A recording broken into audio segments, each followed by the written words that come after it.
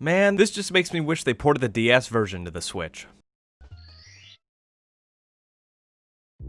Super Mario 64 is a great game with many ways to tackle almost every situation in it. The only time it really forces your hand are during the Bowser battles, which introduces and forces you to use the throw the enemy into the bombs on the end of the stage control scheme. This is only used against Bowser and then never again, and it's still just as frustrating now as it was then. But does the rest of the game stand the test of time? Does Super Mario 64 feel right at home on the Switch with games such as Odyssey, the upcoming 3D World port, and other powerhouse games?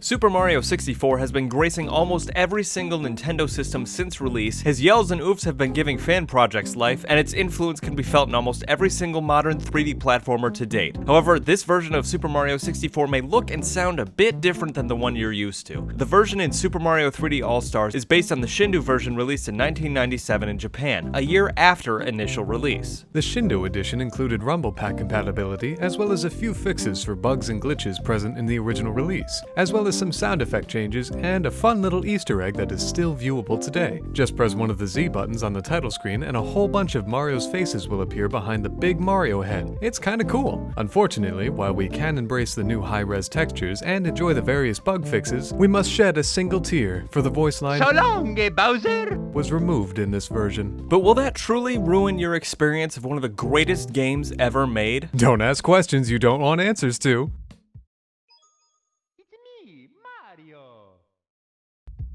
Stepping back into Super Mario 64 will only remind you how far gaming has come, even in the last 10 years when considering response times between button presses and actions on screen. The controls of this game, while offering many options, definitely feel a bit slower than Mario's various other adventures. It'll take you some time to get used to them, and once you do, feel the nostalgia overtake you as you remember your tips and tricks to beat each level and get each star. Oh, for those who forgot, make sure the minute hand is on a 12 to stop the clocks in Tick-Tock Clock. Had to look up a quick guide to remember that one. Even with the clock stopped, I still don't like that level.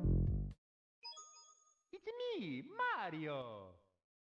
Super Mario 64 is still a titan of a game that stands the test of time with very few problems to speak of. Yeah, the controls are a bit dodgy and I miss— "So long, Bowser!" But those are things that are easily overlooked as you enjoy collecting all 120 stars again on yet another portable port of this fantastic game. While we await answers to the questions of its limited release, we can all take solace in the fact there are 3 more files to fill with yet more 100% complete games!